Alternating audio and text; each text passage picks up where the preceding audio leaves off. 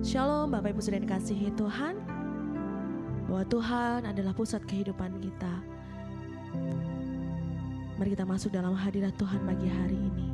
Kita mau menyembah Tuhan, kita mau menyatakan Tuhan pusat dari segalanya dalam hidup kita.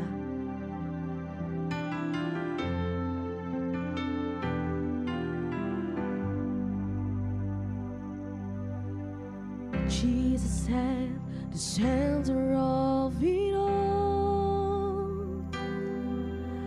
Jesus at the center of it all. From beginning to the end, it's always been you, Jesus. Jesus at the center of it all. Jesus at the center of it all. From beginning to the end, it's always been you, Jesus. Jesus, nothing else matters. Nothing in this world will do.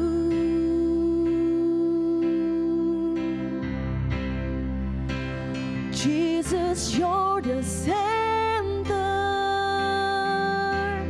Everything revolves around you. Jesus, you. From my heart to the heaven, Jesus be the center. It's all about you. Yes, it's all about you. From my heart to the heaven, Jesus be the center. It's all about you. Yes, it's all about you. From my heart to the heaven, Jesus be the center. It's all about you. Yes, it's all about you. From my heart to the heaven, Jesus be the center. It's all about you. Yes, it's all about you.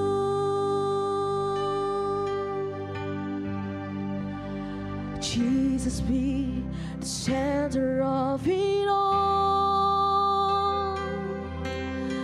Jesus at the center of it all. From beginning to the end, it's always been you, Jesus. Jesus, Jesus, Jesus. You are the center of my life, Lord. Engkaulah pusat kehidupan kami, Tuhan. Bila kami, Tuhan, selalu merindukan hadirat-Mu dalam kehidupan kami. Kami perlu pimpinan-Mu, Tuhan, dalam hidup kami, Tuhan. Dan sebentar, Tuhan, kami mau belajar kebenaran firman-Mu.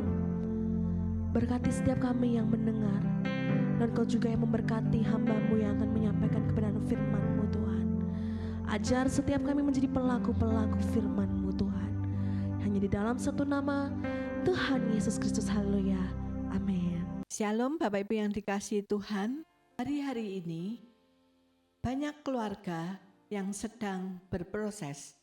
Mereka ada di dalam kesesakan. Mereka mengeluh bagaimana sulitnya tentang kehidupan.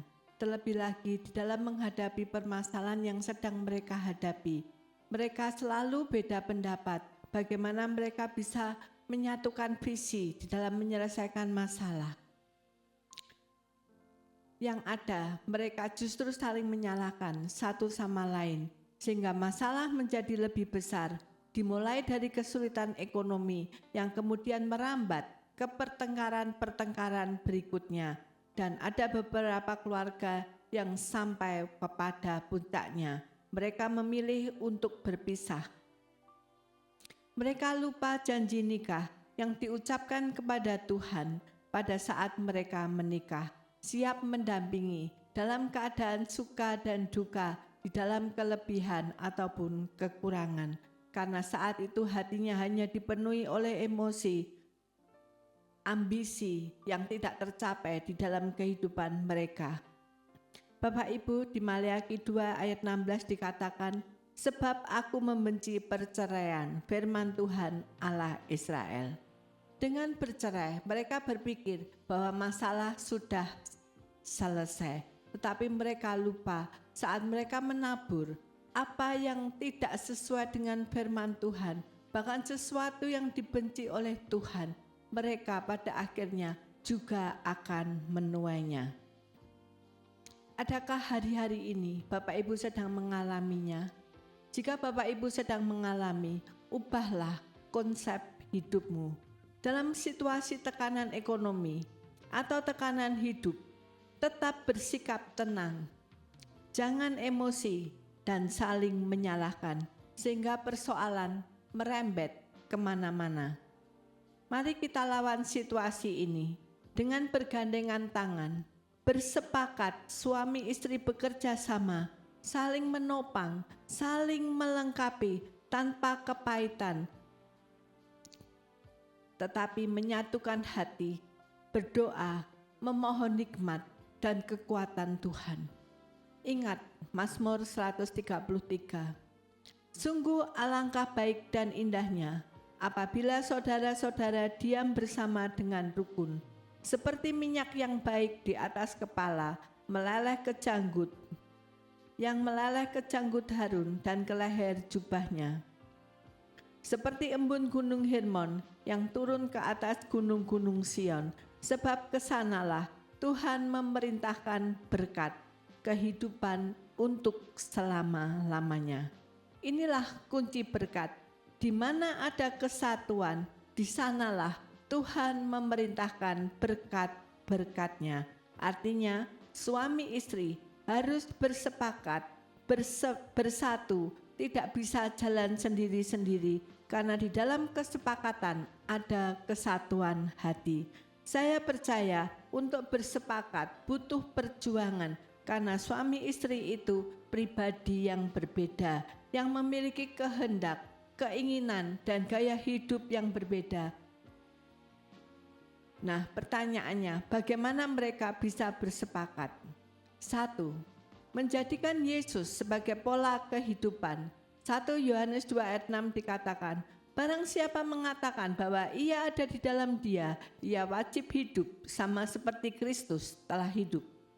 Artinya bahwa semua orang yang ada di dalam Kristus, tidak peduli apapun karakternya, apakah dia sanguin, kolerik, melankolis, flegmatis, bahkan kaya atau miskin, wajib hidup sama seperti Kristus telah hidup. Oleh karena itu, jadikan Yesus sebagai pola dalam kehidupan suami istri. Apapun perbedaan latar belakang yang ada antara suami dan istri, ketika mereka berdua menjadikan Yesus sebagai pola, maka kesepakatan atau kesatuan hati pasti terjadi. Yesus adalah jembatan persatuan dan kesatuan. Yang kedua, doa sepakat, minta hikmat Tuhan. Matius 18 ayat 19 sampai 20 berkata, dan lagi aku berkata kepadamu, jika 2 orang daripadamu di dunia ini sepakat meminta apapun juga, permintaan mereka itu akan dikabulkan oleh Bapa-Ku di surga. Saat terjadi masalah dan perbedaan pendapat, jangan lupakan ayat ini. Kesepakatan membawa dampak yang luar biasa. Oleh karena itu, kalau ada masalah, pembahasan topik harus jelas. Jangan lari kemana-mana sehingga kita tidak memperbesar masalah. Karena banyak suami istri dalam menyelesaikan masalah tidak mencari solusi dan jalan keluar, tetapi malah saling menyalahkan dan menjatuhkan satu sama lain, sehingga tidak menyelesaikan masalah, tetapi malah menambah masalah. Oleh karena itu, jika kita membahas sebuah masalah, misal masalah ekonomi, bahaslah pemasukan atau kerja tambahan yang bisa kita kerjakan, atau pos-pos pengeluaran yang bisa kita hemat, bukan menyerang karakter satu sama dengan yang lain. Mari kita duduk bersama, berdoa bersama, menyelesaikan masalah dengan hikmat Tuhan. Berhentilah mengandalkan logika, karena Tuhan tahu cara yang terbaik dan solusi yang tepat untuk memberikan jalan keluar dan menyelesaikan masalah kita. Karena kesepakatan di dalam Tuhan memiliki makna dan kekuatan yang besar. Yang ketiga adalah melepaskan pengampunan. Efesus 4 ayat 32, tetapi hendaklah kamu ramah seorang terhadap yang lain, penuh kasih mesra dan saling mengampuni, sebagaimana Allah di dalam Kristus telah mengampuni kamu.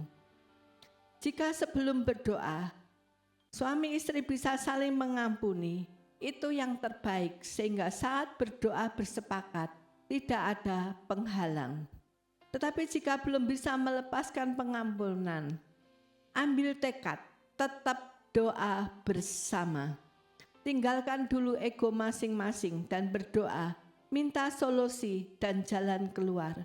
Saya percaya ketika kita mau merendahkan diri di dalam Tuhan, ada kuasa mujizat yang mengalir.